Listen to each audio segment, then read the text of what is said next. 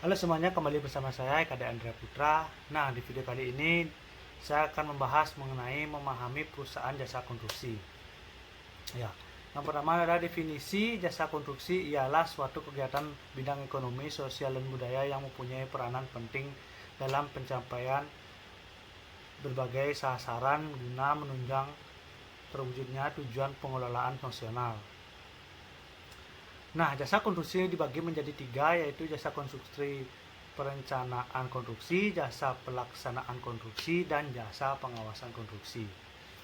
Sumber dari materinya adalah Kapres nomor 18 tahun 1999. Nah, pekerjaan konstruksi adalah keseluruhan dan suatu sebagian kegiatan perencanaan dan atau pelaksanaan beserta pengawasan yang mencakup pekerjaan arsitektural, sipil, mekanikal, elektrikal, dan tata lingkungan masing-masing beserta kelengkapannya untuk mewujudkan suatu bangunan atau bentuk fisik yang lain. Pengguna jasa adalah orang yang perseorangan atau badan sebagai pemberi tugas atau pemilik pekerjaan atau proyek yang memerlukan pelayanan jasa konstruksi. Penyedia jasa adalah suatu perorangan atau badan yang kegiatan usahanya menyediakan layanan jasa konstruksi. Nah, di sini kemudian ada jenis-jenis perusahaan jasa konstruksi. Yang pertama adalah perusahaan perencanaan konstruksi, yaitu memberikan layanan jasa perencanaan dalam pekerjaan konstruksi yang meliputi rangkaian kegiatan atau bagian-bagian dari kegiatan melalui dari studi pengembangan sampai dengan penyusunan dokumen kontrak kerja konstruksi. Kemudian yang kedua, perusahaan pelaksana konstruksi ialah memberikan layanan jasa pelaksanaan dalam pekerjaan konstruksi yang meliputi rangkaian kegiatan atau bagian-bagian dari kegiatan mulai dari penyiapan lapangan sampai dengan penyerahan hasil akhir pekerjaan konstruksi. Nah, kemudian yang ketiga adalah perusahaan pengawas konstruksi, yaitu memberikan layanan jasa pengawasan dalam pekerjaan konstruksi yang meliputi rangkaian kegiatan atau bagian-bagian dari kegiatan mulai dari penyiapan lapangan sampai dengan penyerahan akhir hasil pekerjaan konstruksi. Nah, kemudian kontrak perusahaan jasa konstruksi. Definisi kontrak konstruksi adalah kontrak konstruksi suatu kontrak yang dinegosiasikan secara khusus untuk konstruksi suatu aktivitas atau suatu kombinasi aktiva yang berhubungan erat satu sama lain atau saling tergantung dalam hal rancangan, teknologi dan fungsi atau tujuan penggunaan pokok. Kemudian klaim. Jumlah yang diminta kontraktor pada pemberi atau pihak lain sebagai penggantian untuk biaya-biaya yang tidak termasuk dalam nilai kontrak. Klaim dapat timbul umpamanya dari keterlambatan yang disebabkan oleh pemberi kerja, kesalahan dan spesifikasi atau perancangan, dan perselisihan penyimpangan dalam pengerjaan kontrak. Penyatuan dan segmentasi kontrak konstruksi. Bila satu kontrak mencakup sebuah aktivitas konstruksi, dari setiap aktivitas diperlukan sebagai suatu kontrak konstruksi yang terpisah. Jika proposal terpilih telah diajukan untuk setiap aktiva telah dinegosiasikan secara terpisah dan kontraktor serta pemberi kerja dapat menerima atau menolak sebagai kontrak yang berhubungan dengan masing-masing aktivitas tersebut. Biaya dan pendapatan masing-masing aktiva dapat diidentifikasi. Pendapatan kontrak. diukur pada nilai wajar dari imbalan yang diterima atau yang akan diterima. Jumlah pendapatan kontrak dapat meningkat atau menurun jika suatu periode ke periode berikutnya. Nah, pengukuran jumlah pendapatan kontrak yang timbul dari klaim mempunyai tingkat ketidakpastian yang tinggi dan sering kali bergantung pada hasil negosiasi. Klaim hanya dimasukkan dalam pendapatan kontrak jika negosiasi telah mencapai tingkat akhir sehingga kemungkinan pemberi kerja akan menerima klaim tersebut. Kemudian nilai klaim yang besar kemungkinan disetujui oleh pemberi kerja dapat diukur secara handal. Biaya kontrak. Biaya kontrak berhubungan langsung dengan suatu kontrak meliputi tetapi tidak terbatas pada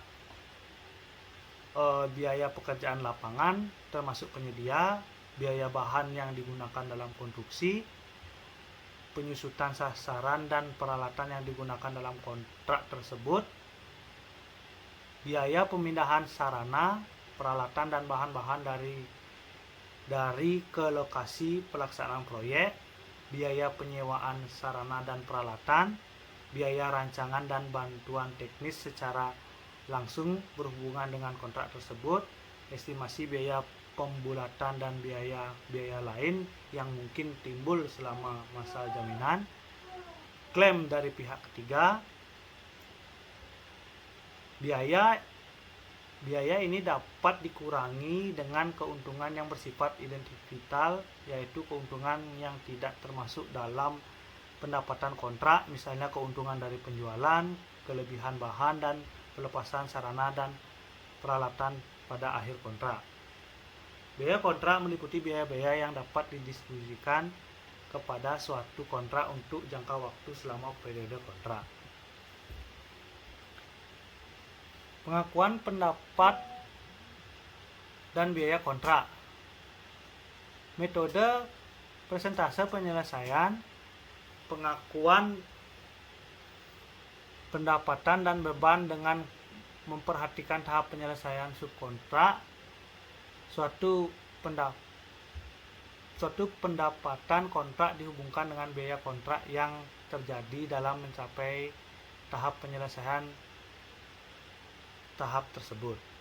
Pendapatan, beban dan laba yang dilaporkan dapat didistribusikan menurut penyelesaian pekerjaan secara profesional. Metode ini memberikan informasi yang berguna mengenai luas aktivitas kontrak dan kinerja selama satu periode. Pendataan kontrak diakui sebagai pendapatan dalam laporan laba rugi dalam periode akuntansi di mana pekerjaan dilakukan.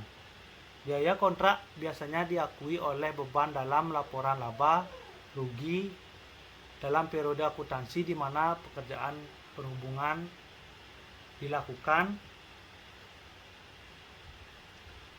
Nah, kemudian sistem akuntansi perusahaan jasa konstruksi.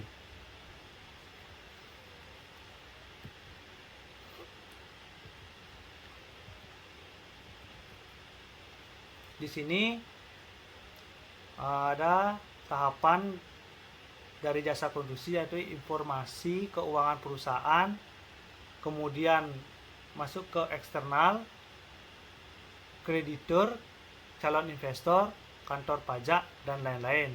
Kemudian ada internal dari pihak manajemen, kemudian masuk ke sistem akuntansi. Nah, sistem akuntansi ialah formulir-formulir catatan, prosedur dan alat-alat yang digunakan untuk mengolah data mengenai usaha suatu kesatuan ekonomis dengan tujuan untuk menghasilkan umpan balik dalam bentuk laporan-laporan yang diperlukan oleh manajemen untuk menguasai usaha. Dan bagi pihak-pihak lain yang berkepentingan seperti memegang saham, kreditur, dan lembaga-lembaga pemerintah untuk menilai hasil operasi. Unsur-unsur klasifikasi rekening, real dan nominal, buku besar atau umum dan panduan, jurnal bukti transaksi. Klasifikasi rekening adalah pengolahan rekening-rekening yang digunakan dalam sistem akuntansi, terdiri dari rekening neraca, rekening rugi laba, kemudian kerangka rekening, dan ada daftar rekening-rekening yang digunakan beserta nomor kodenya. Nah, kemudian di sini ada klasifikasi rekening dibagi menjadi dua, yaitu berdasarkan laporan keuangan dan berdasarkan arus nilai.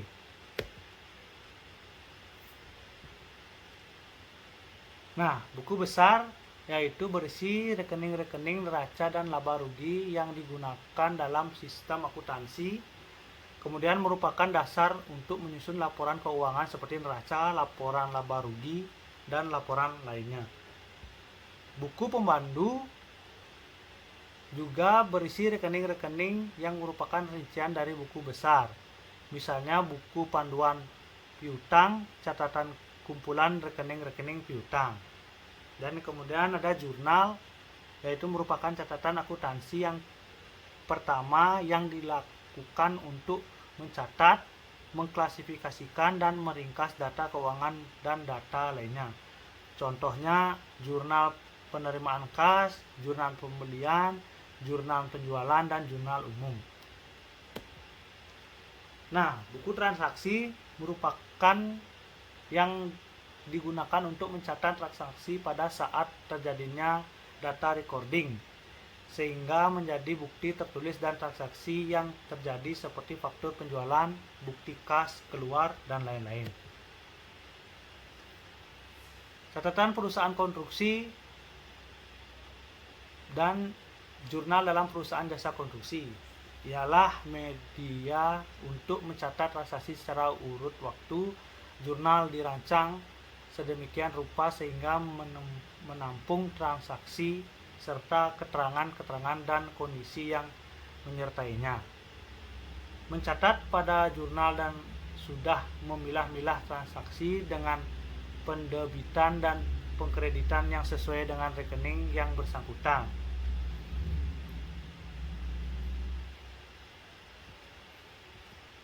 Nah, yang kemudian bentuk jurnal. Di sini kita bisa lihat tabel bentuk jurnal, ada tanggal, keterangan, ref, debit, dan kredit. Halaman jurnal merupakan referensi informasi yang dicatat dalam rekening. Jika suatu rekening mempunyai satu referensi, berarti sumber pencatat tersebut terdapat pada buku jurnal halaman 1. Halaman jurnal membantu upaya pengajuan kebenaran pencatatan transaksi. Dan kemudian tanggal transaksi harus dicatat pada jurnal, sebab jurnal menginput transaksi secara kronologis.